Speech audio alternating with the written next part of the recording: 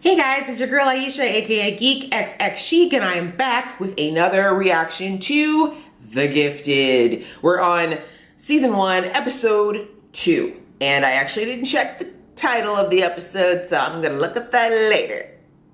So we left off with the premiere last week. Wow, I don't know why my voice cracked like that. Puberty 2.0. We left off last episode with a lot of action towards the end of the show. Let's just kind of do a quick recap.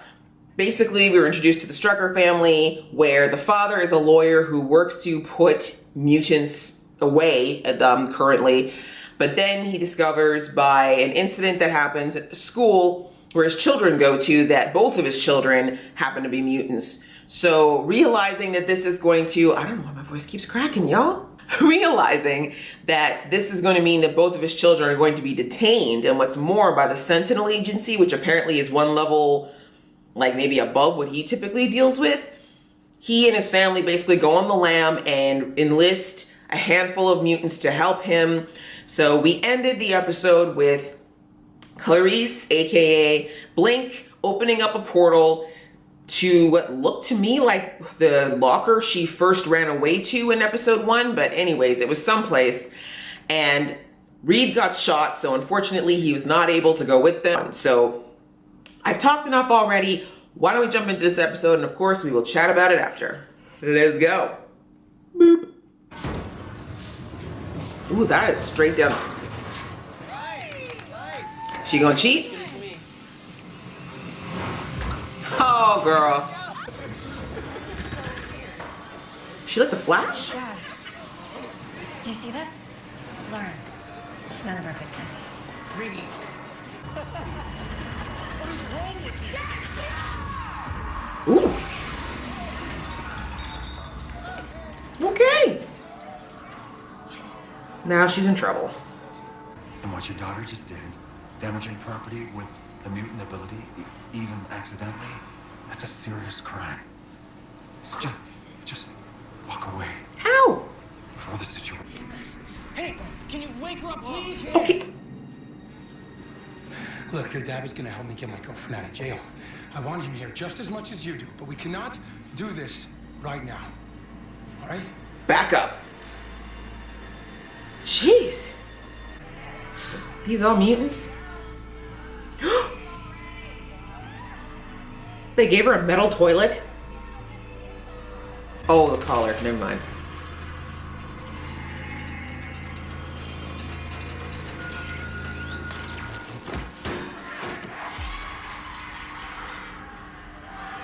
How did I figure that out? She didn't. Her heart rate's through the roof. Without running tests, I can't. The hell? What's she doing? What's going on? Oh dear. Okay, guys. She can cut heads off with this thing. Where's that? Oh my god, is that a car? What the actual what? Holy crap! Oh my god! That was awesome! That's the same road as before. This is a problem. They can see us. Nothing to see here. If this happens again, can you do whatever it is you just did? Yeah, sure. Yeah. Thanks. I can do this. Make yourself useful. Tell me this. If it wasn't your kids in that gym, would you be standing up for them? Would your husband?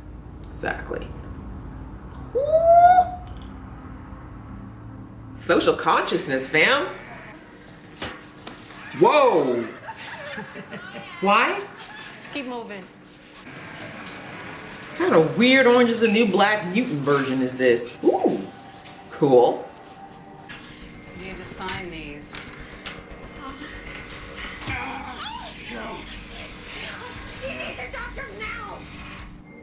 That's cool. One more, we're all done. I lost my daughter Oh, here we go. in the July 15th incident. She was 7 years old. Her name was Grace. July 13th. People talk about the X-Men, they talk about the Brotherhood. Here's the thing. Radiology needs Mr. Embry down for x-rays. Seriously? Yeah. I know. Look at Mama Lion. I'm so proud of her.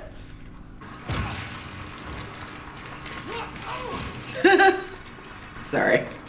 Banana peels next. I heard you're knocked up. Let's see how tough that little mutie baby is. Oh, hell no. That's right. Don't you ever mess with a baby. Don't you ever mess with a baby. It's always the same place. Why? Holy. Get out! That's not safe to move. Brought my mother. Oh, we're bringing in every potential co-conspirator. My family would never attack anyone. Dirty. Expect me to believe you know. So dirty. We have fun. All they have to do is call you dangerous, and you know what happens to those so-called rights? Poof. Yep. They're gone. Oh my God, this is insane. No.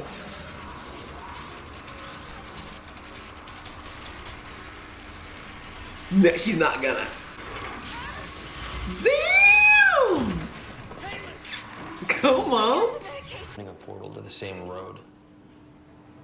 Do you know why?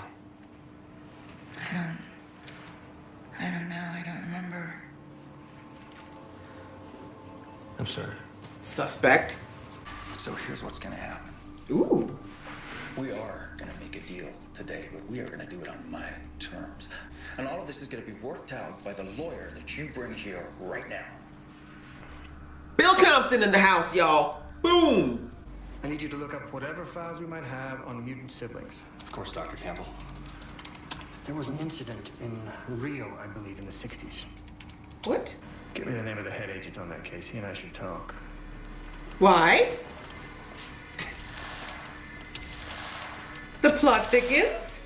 Okay, guys. I like it. I like it a lot. So that was episode 2. And yeah, I think I can safely say that I'm digging it. I'm digging it. Let me just look up the name of this episode because I'm so prepared. So this was episode 2 and it was called RX, as in pharmacy. Very, very smart. I like this. I'll see if all the episodes have this X theme in it. I kind of like it if they do, because obviously it's harkening back to the tie-in with the whole X-Men, X-Gene, X-everything universe of this show, and I just like it. I like it a lot. We definitely got more about the life of the mutants this time around. The Struckers were kind of the stars of episode 1. And while they were still an important part of 2, it was definitely more about the mutant underground, the plight of the mutant in this world we're living in today, and kind of what they have to deal with, whether they're incarcerated already or they're running from being incarcerated. So we learned in the flashback that the laws in this world state now that mutants, if they do any property damage, whether it is by accident or on purpose, it's considered like a felony level crime, which is insane. That little girl in the bowling alley, I mean, she's at an age where obviously her powers are gonna go off every so often because she's a hormonal teenager, and they're basically saying they're gonna lock this chick away because she may not be able to control her powers at all times. Like, that's completely unfair. That's so wrong. But digressing. So obviously, as brought out by Marco in this episode, there are no human rights.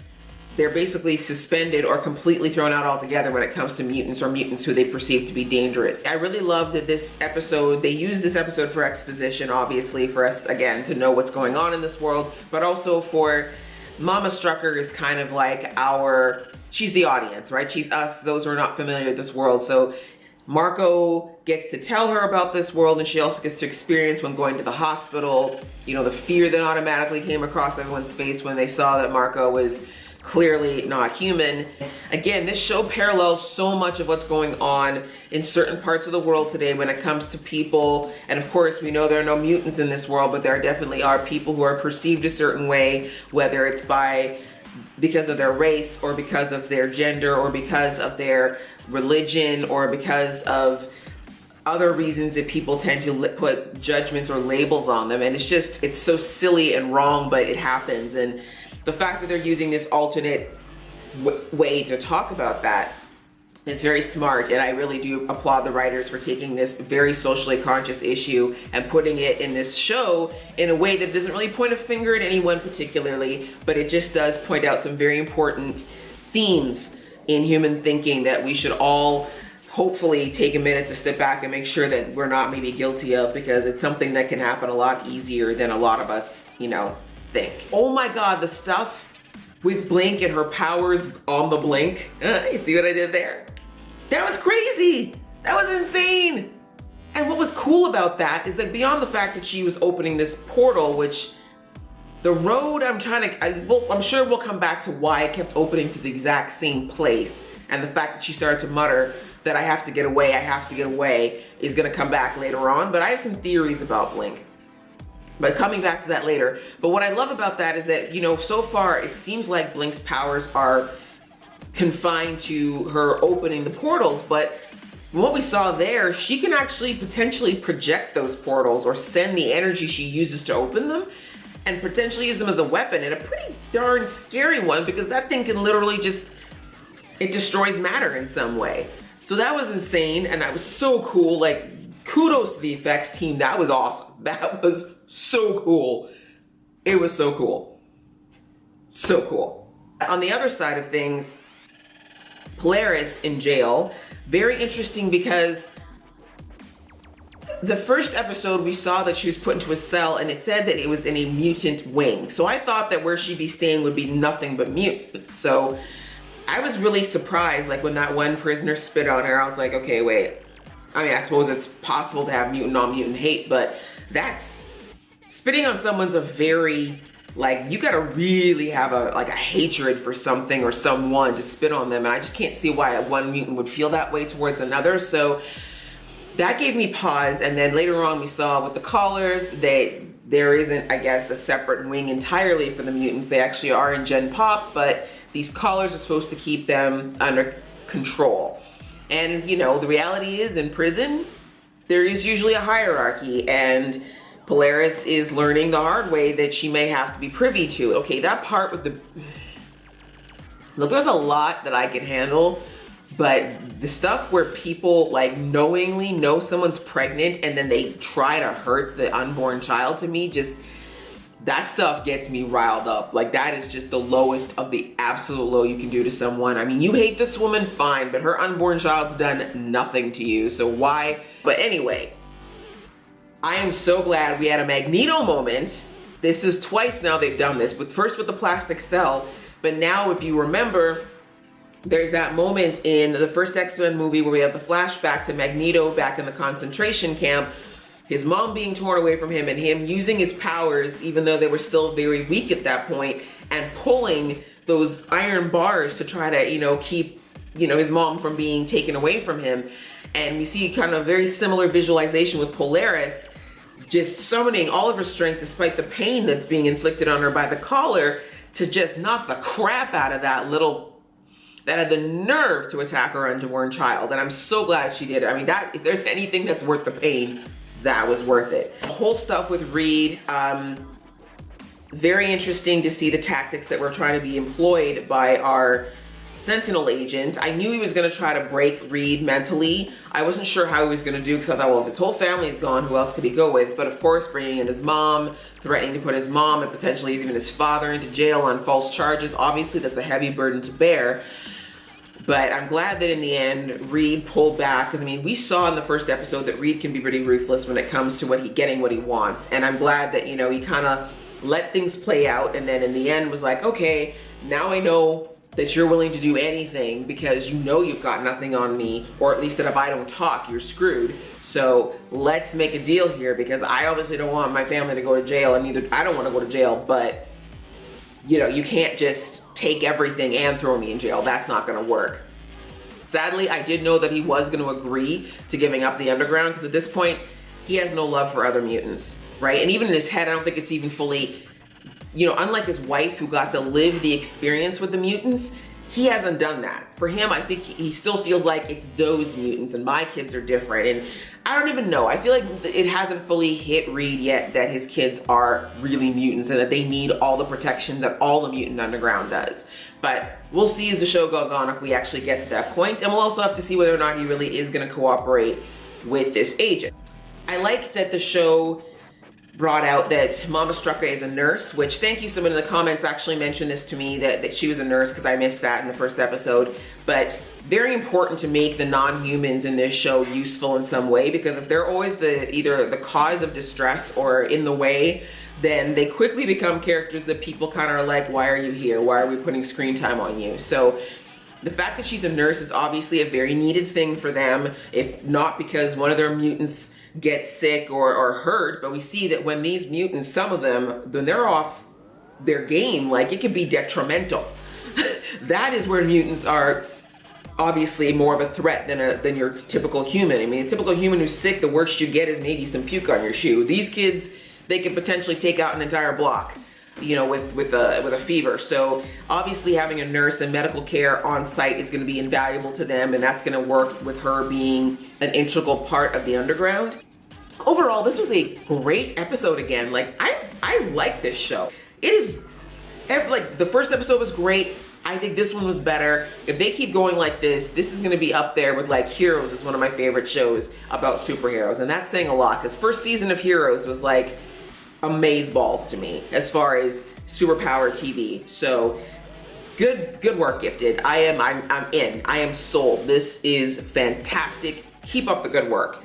What did you guys think of this episode? Where do you think things are going to go from here? Do you have any predictions? Please put them in the comments below. You know I love to read that stuff. And if you like this video, please go ahead and click like. And if you want to see more from this adorably geeky face, please go ahead and click subscribe. Until next time, we'll see ya.